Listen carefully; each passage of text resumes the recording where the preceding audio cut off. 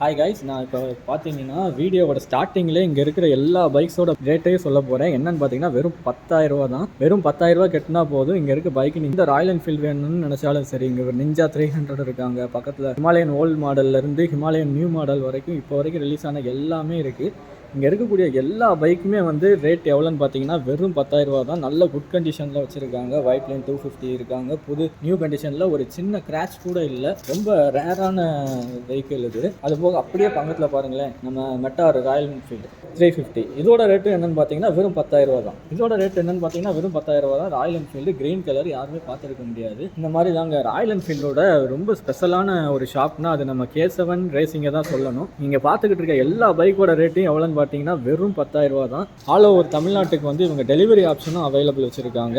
இந்த பைக்ஸ் பற்றின டீட்டெயில்ஸ் உங்களுக்கு வேணும் அப்படின்னு நினச்சிங்கன்னா கீழே இருக்கிற நம்பருக்கு நீங்கள் காண்டாக்ட் பண்ணுங்கள். அவங்க உங்களுக்கு டீட்டெயில்ஸ் எல்லாமே சொல்லுவாங்க.